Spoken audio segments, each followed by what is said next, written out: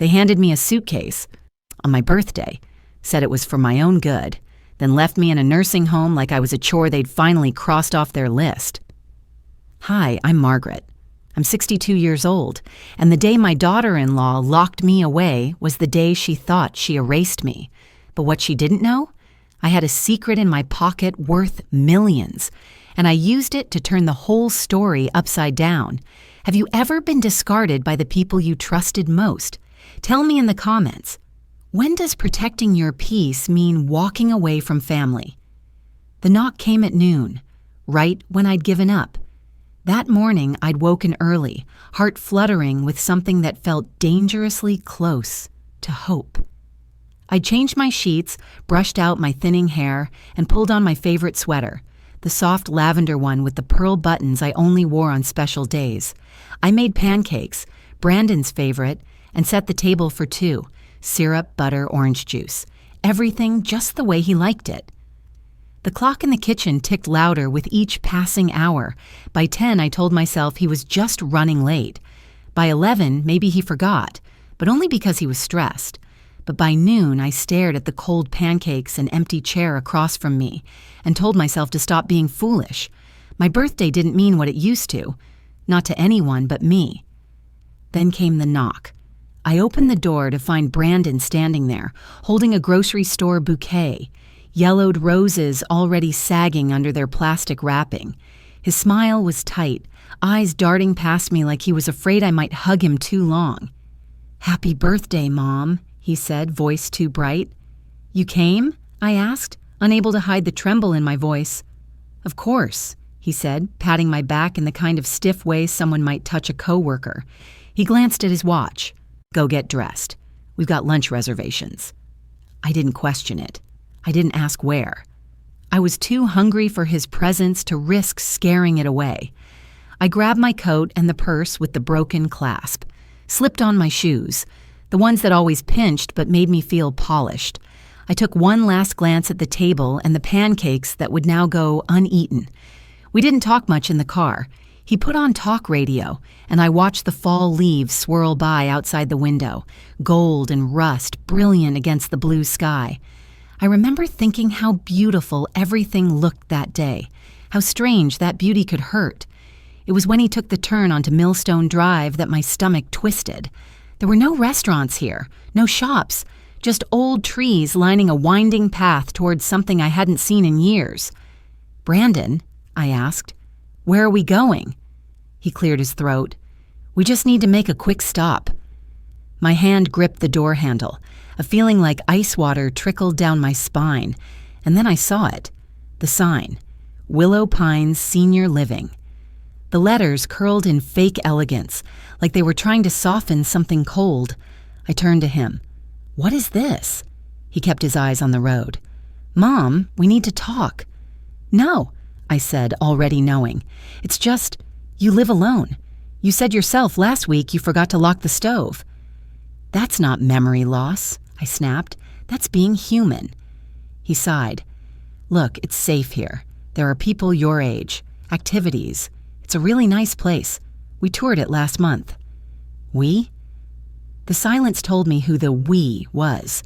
He parked the car, and I didn't move. That's when he popped the trunk. My suitcase, was already there, packed, without my knowledge. "You went through my things," I whispered. "I needed to make this easy. Please don't make it harder than it has to be." He got out. I didn't. Not at first. But then a woman in scrubs came out of the building with a clipboard and a smile that didn't reach her eyes. She waved at me like I was a guest, not a prisoner. Inside, it smelled like bleach and overcooked peas. A TV somewhere played a game show no one was watching. The walls were beige, the kind that hospitals favor. Neutral, forgettable. Brandon signed some papers. I caught my name near the top and his signature beside Power of Attorney. It was done. Just like that.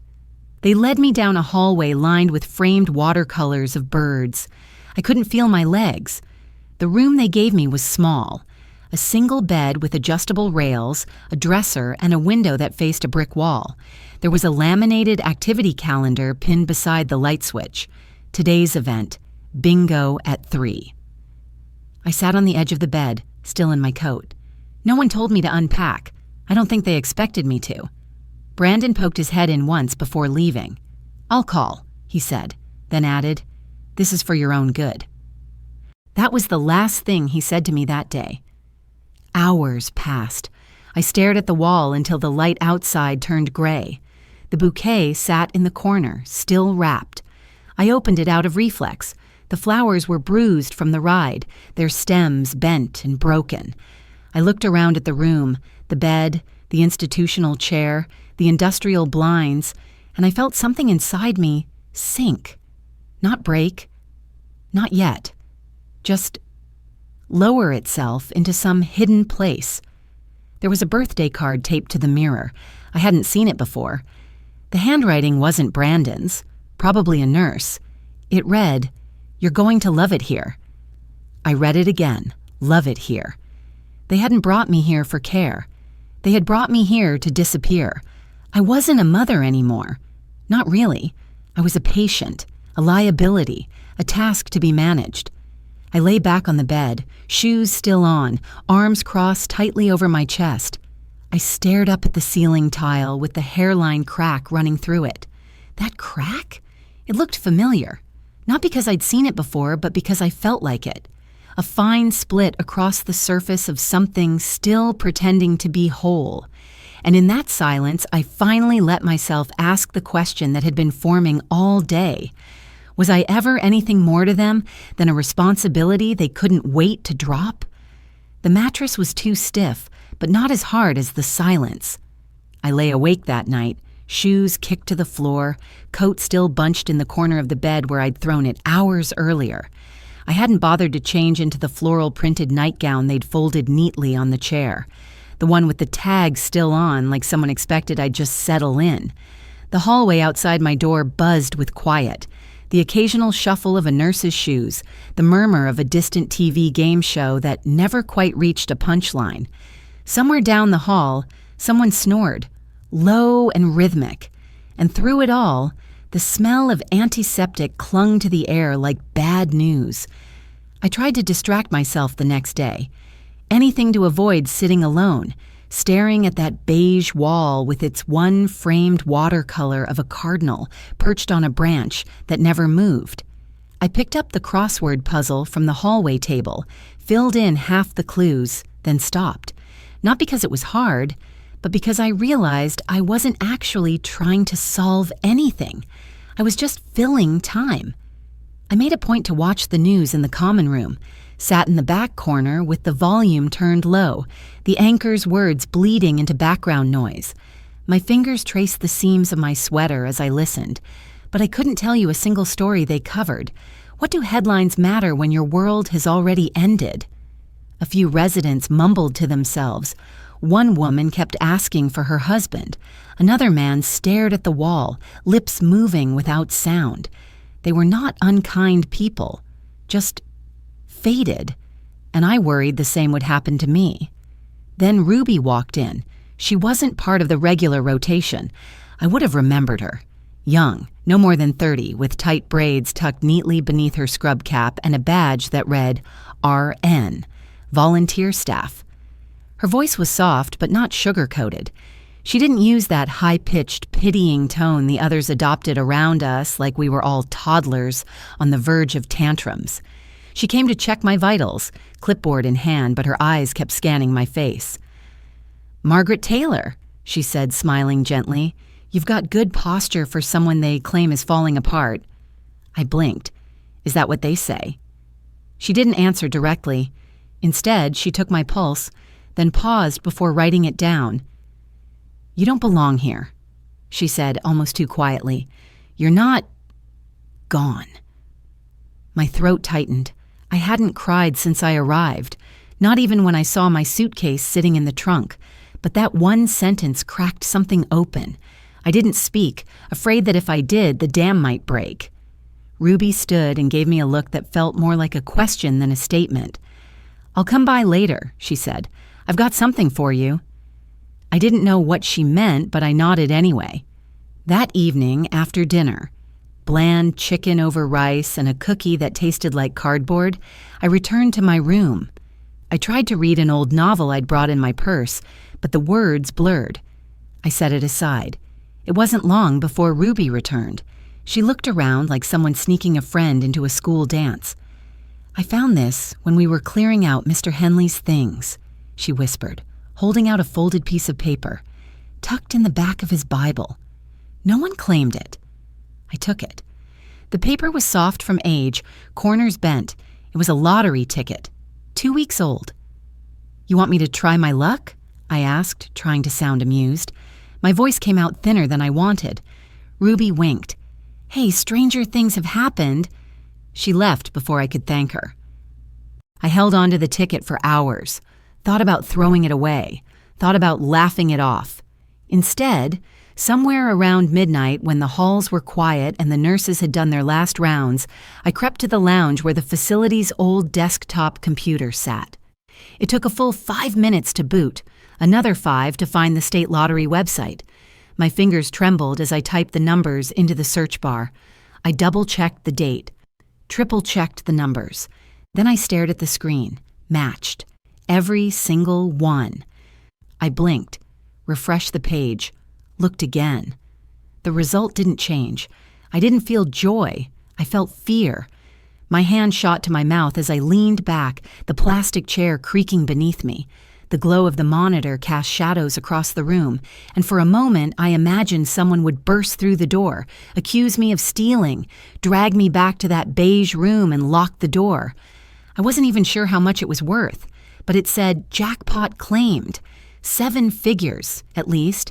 And there I was, in a facility I hadn't agreed to, with no phone, no bank account access, no rights, no way to use what I'd just won.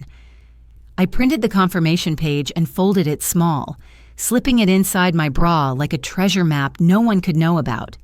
As I made my way back to my room, every sound felt louder, every creak in the floorboards, every murmur from the television. It all sounded like a threat. Because now, for the first time in days, I had something to lose. When I reached my bed, I lay down fully clothed again, eyes wide open in the dark. The ticket itself, still crumpled and creased, was hidden under the mattress for now, but my thoughts were louder than any siren. They would never let me leave if they knew.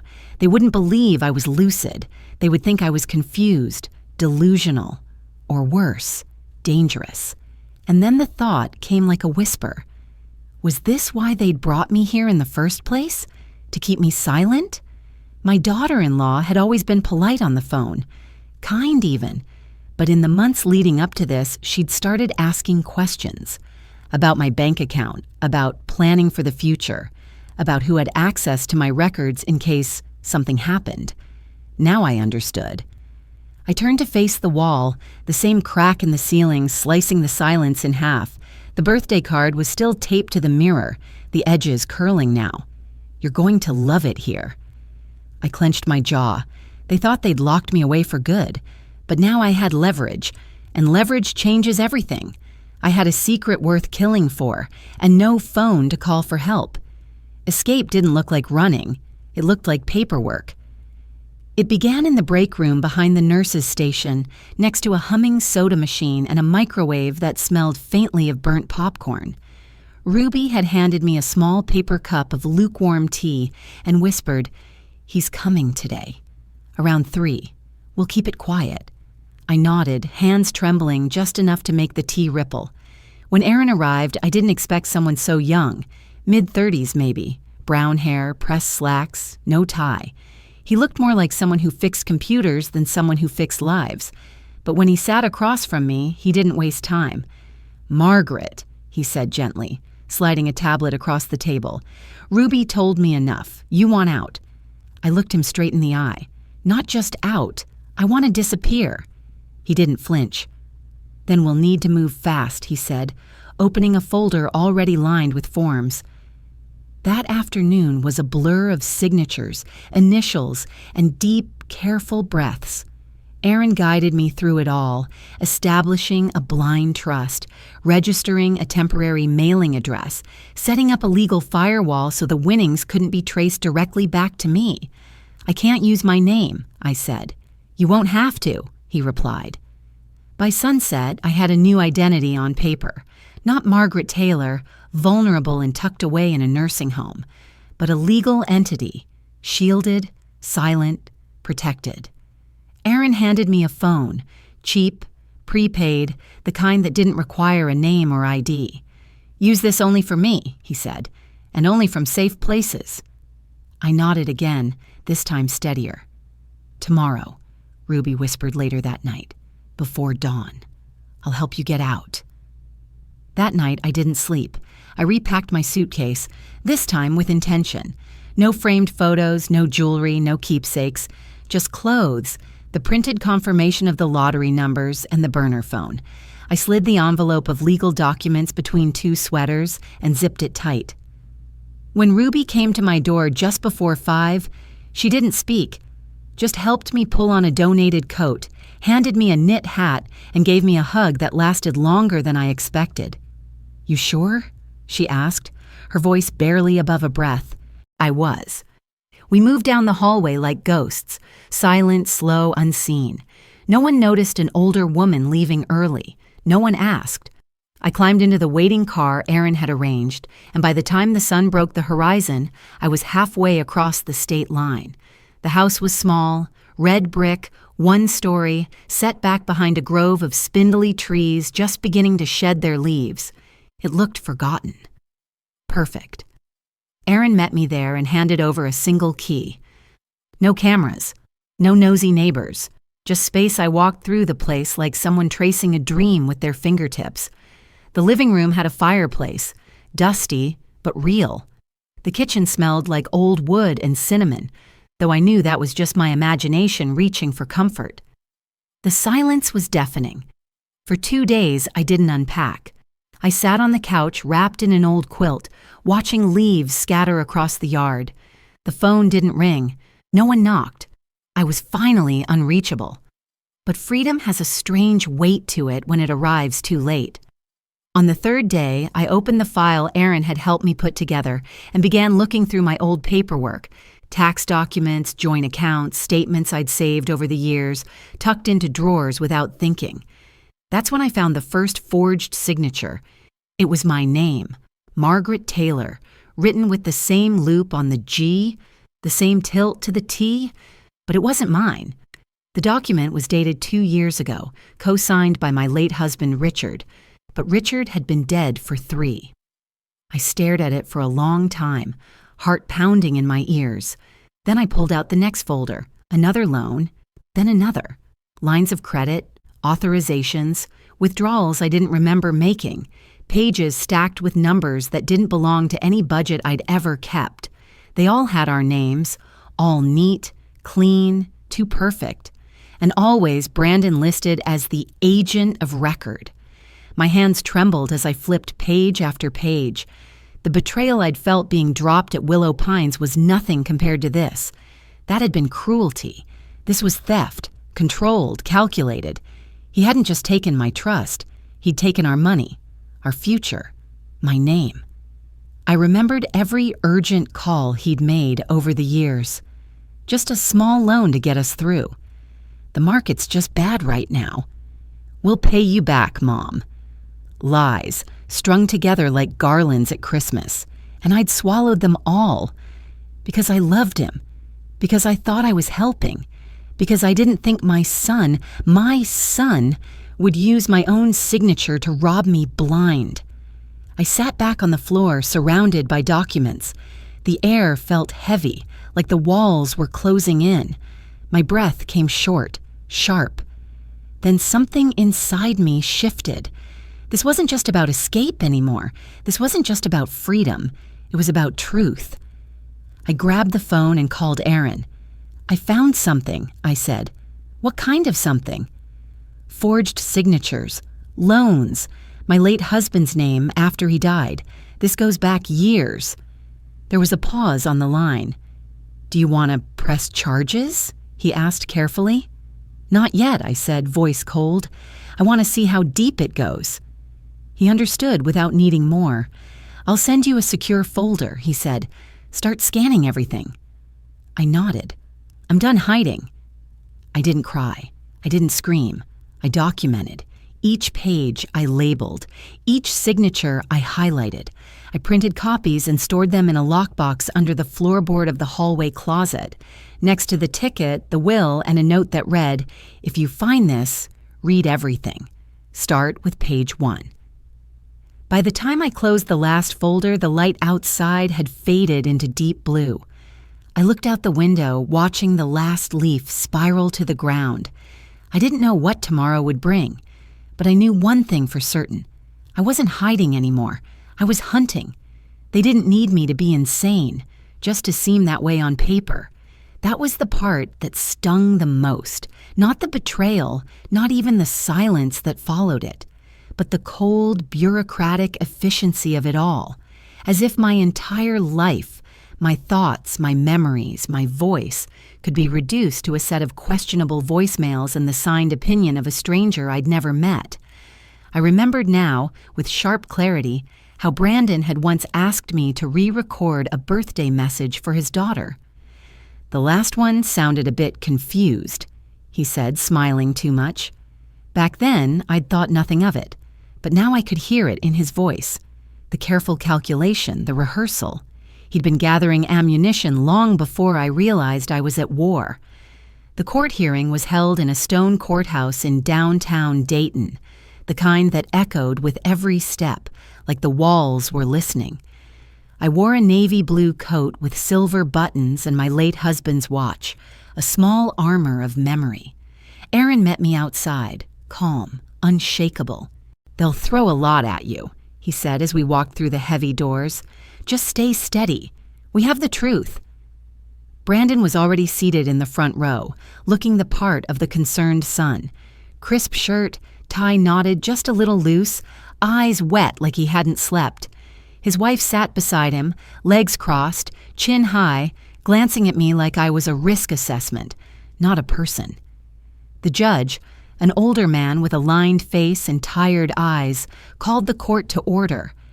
"In the matter of Margaret Taylor's mental competency." The words hung in the air like fog. Brandon's lawyer stood, a tall man with slicked-back hair and a voice polished by years of depositions. He painted a picture of confusion, concern, vulnerability. Margaret had disappeared. Margaret had refused contact.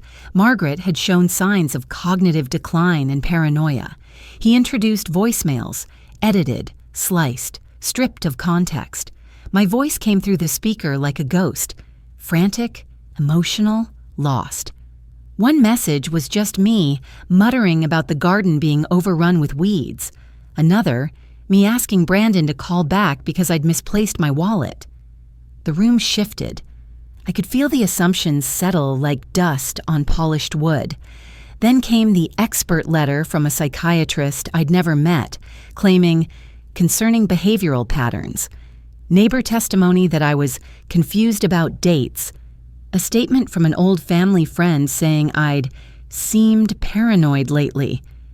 I sat still, hands folded, heart pounding like a metronome set too fast. Finally, the judge turned to me. "Mrs. Taylor, do you wish to respond?"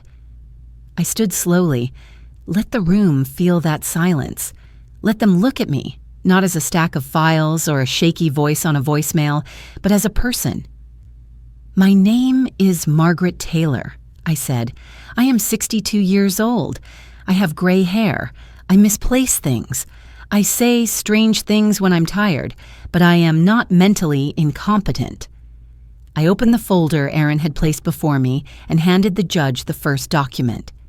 "This is a full psychiatric evaluation from Dr. Levine.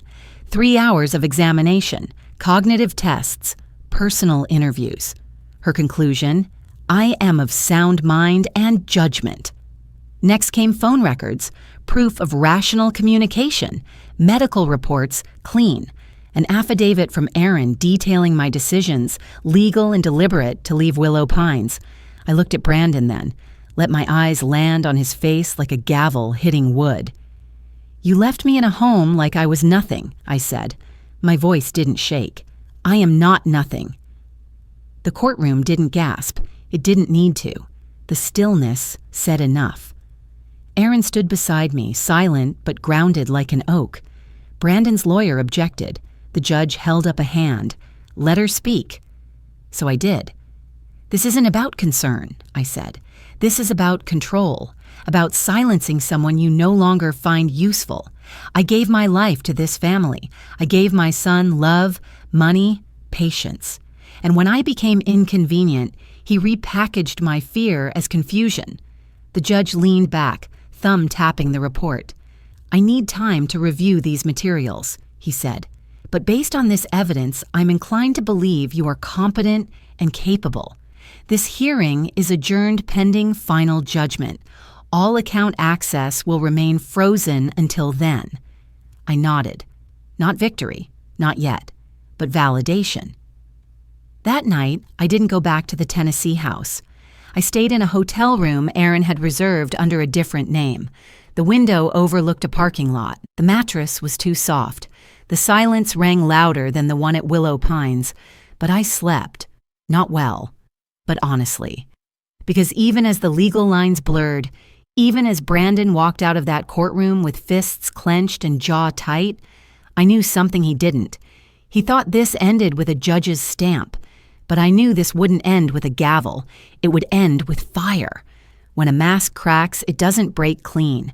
It crumbles in pieces.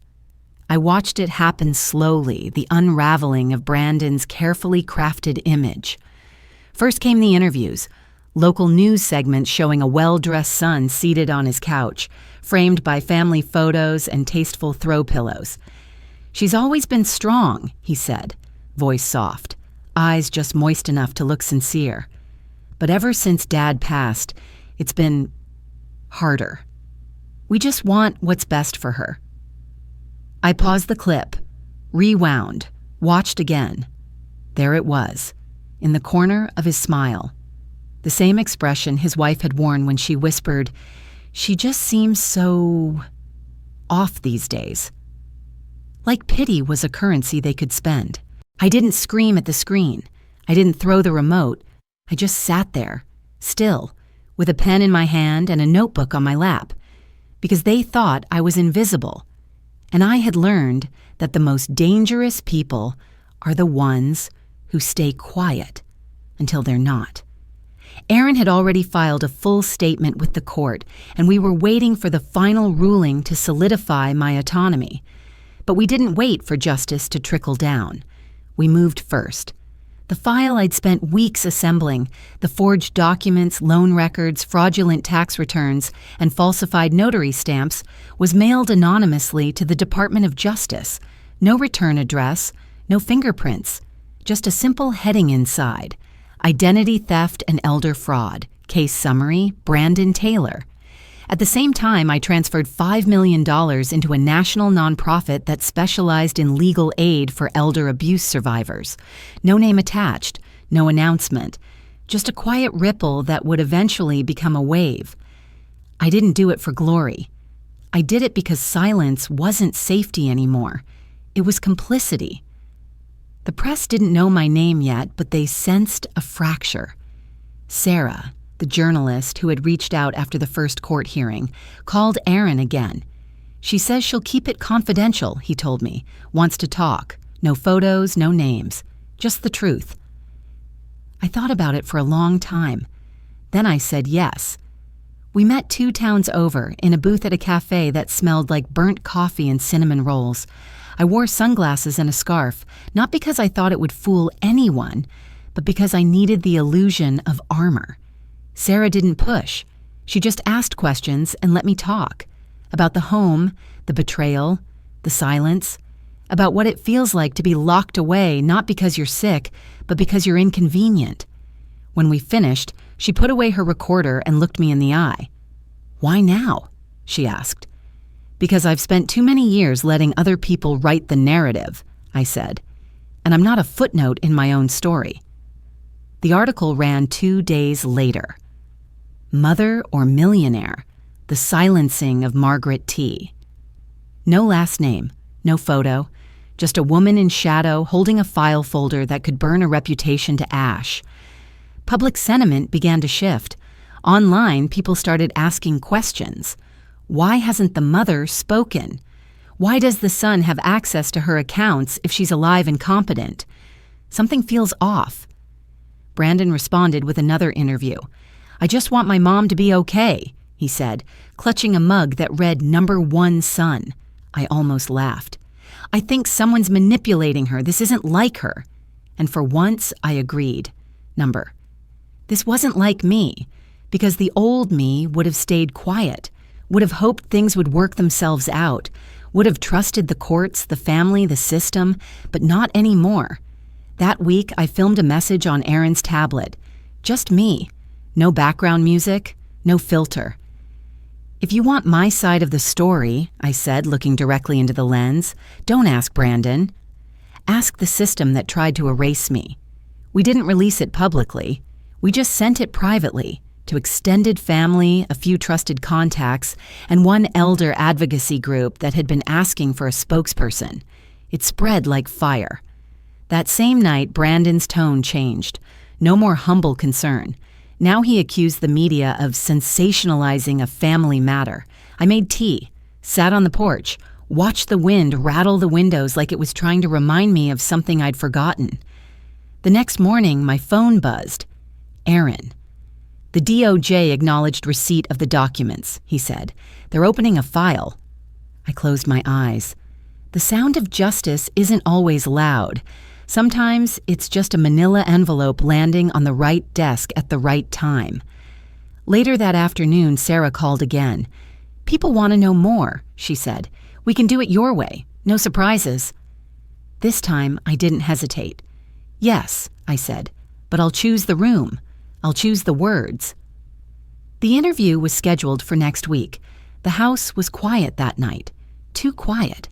I walked from room to room, checking windows, double-locking doors, not because I was scared, but because I'd started to understand what survival costs.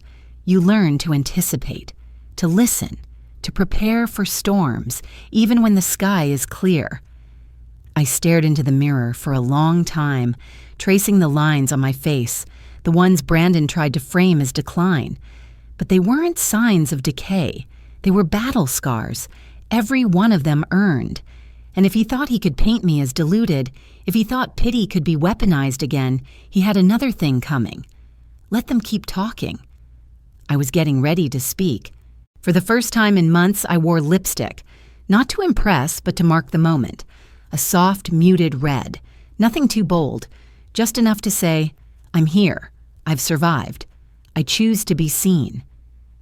The studio was colder than I expected, the kind of chill that comes from polished glass and climate control, not weather. The makeup artist asked if I needed anything else. I said no. I didn't need powder or cover-up. I wanted the lines on my face to show. Every one of them was earned.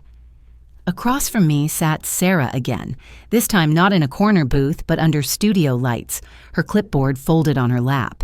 She smiled gently, but there was no pretense. She knew this wasn't just an interview. It was a reckoning. The camera's red light blinked on. Margaret, she began, why now? I didn't hesitate. Because it's not just about me, I said. It's about every parent who gave everything and got silence in return. Every older adult who was told they were no longer useful. Every person erased by people who once said, I love you, and meant I control you. I didn't cry. I didn't tremble. I just spoke. About the facility, about Brandon, about the quiet rage of being labeled unwell just because you dared to disagree. I spoke of Ruby, of Aaron, of the quiet resilience that lives in people no one bothers to look at twice. And when the interview ended, the crew clapped, not because it was required, but because something in the room had shifted.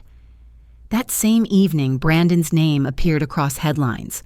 Brandon Taylor indicted for elder fraud, identity theft, and tax evasion.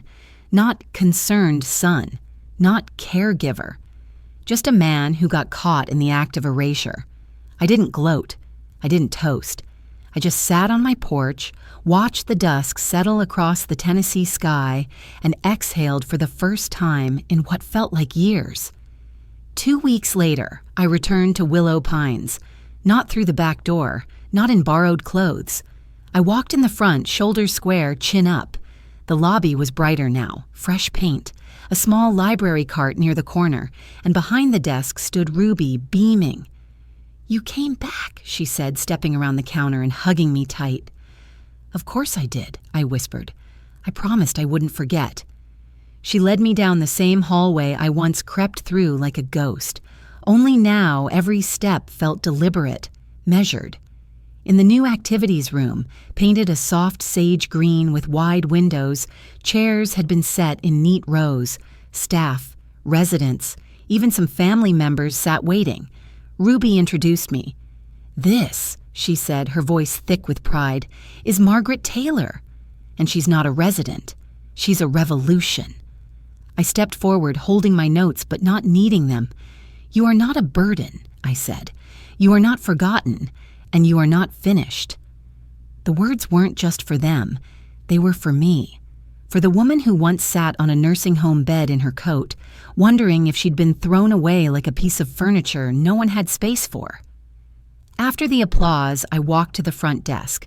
Ruby handed me a matchbox, and I lit a small candle placed in a glass jar. It flickered softly under the fluorescent lights. "For who I was," I said, "and who I chose to become." Back in Tennessee, the Margaret Project opened its doors 3 months later. A modest office tucked above a bakery with 2 full-time staff, a hotline, and a partnership with 3 legal clinics. We didn't promise miracles, just that no one would feel as alone as I once did. On the wall above my desk, I taped the old birthday card from Willow Pines, the one that read, "You're going to love it here." Beside it, I pinned my own note, "You are not a liability. You are a story still unfolding." That night, as the first snow of January brushed the windows, I sat by the fireplace with a cup of tea and my cat curled at my feet. I picked up a pen and wrote a letter to myself. Just 1 page.